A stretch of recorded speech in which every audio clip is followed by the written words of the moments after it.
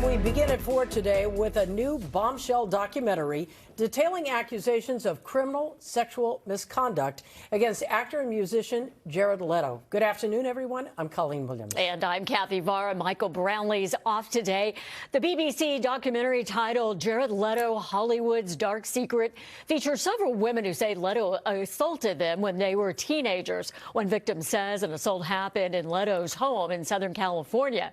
Leto denies the claim, saying he never sexually assaulted anyone. NBC4's Conan Nolan joins us now in studio. Conan, do we have any idea if these claims were ever reported to police? It's a good question. No, we don't. There's no indication that any of the women cited in this documentary have sought criminal recourse for what they are accusing Jared Leto of doing, not to the LAPD, the Sheriff's Department, or the DA's office. The actor has strongly denied all the allegations.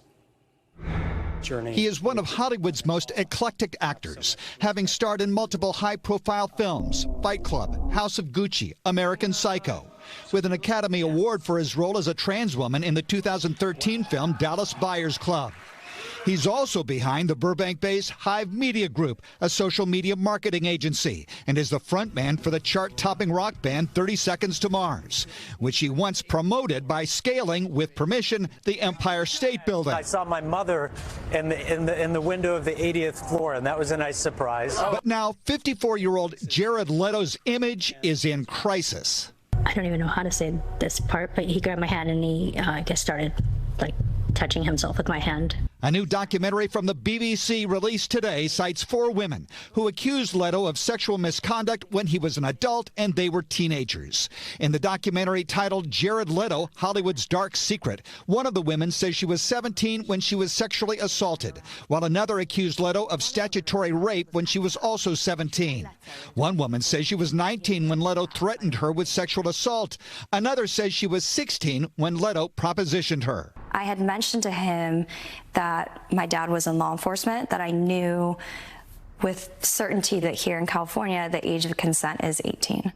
He just kind of shrugged it off like it wasn't a huge concern for him. The actor has strongly denied the accusations. In a statement writing, "I have never sexually assaulted anyone in my entire life. These claims are absolutely and categorically false." But Leto has faced controversy of this nature before. The entertainment and fashion newsletter Airmail last year published a report citing 9 women who also accused Leto of sexual impropriety and predatory behavior over a period of 2 decades. Leto also forcefully denied the allegations. So again, the BBC says it has corroborated a number of the women's accounts with friends and family who were told about the encounters with Leto at the time. The outlet also says it has seen pictures and messages that support the women's allegations. But back to what you had asked, Colleen, we have no indication any of them have gone to police. All right, Conan, we're going to bring in senior Hollywood reporter for NBC News Digital. Rebecca Keegan is with us right now. Thank you for joining us. Do we have any idea how far back these accusations go? And is it possible that people who worked with him didn't know anything about this? Well, the allegations in this new BBC documentary go back as far as 2002, and they are as recent as 2016. This is a story that has been sort of percolating for a while. The BBC documentary is obviously new. There was a story in the newsletter Airmail last summer which detailed some similar allegations. There was also a prominent LA DJ who shared some of these allegations on her Instagram account. So there's been a little bit of this percolating out over the last year or so. And Jared Leto is a name that everybody knows. He's been around a long time. What does this mean for his projects going forward? Right. I mean, he's an Oscar winner for Dallas Buyers Club. He's been in these big franchise films like Tron and Justice League. So very big, you know, a major Hollywood career. He has a movie out this summer, Masters of the Universe, Amazon MGM. What happens going forward will be interesting to see. I reached out to his agency, WME, one of the biggest agencies in Hollywood. They have not commented on whether they are keeping him or not keeping him. He has one movie that is listed in pre-production from the studio Searchlight, owned by Disney. I reached out to them. They also are not commenting on whether that movie is moving forward. Yeah, but keep in mind, so he has denied all these allegations. Indeed, very strongly. It wasn't that long ago. We had the Me Too movement, Harvey Weinstein, and actors would say, listen, I'm not doing anything with this guy.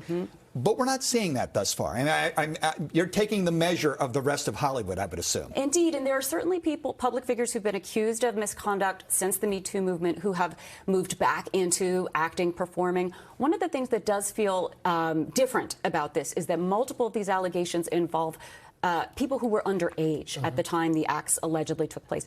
That, if you're, say, Disney, which made Tron, that is a different category, perhaps, than some of the other stories we've been hearing about. All right, Rebecca, thank you so much. I'm sure we'll see you again. Thanks for having me. Take care.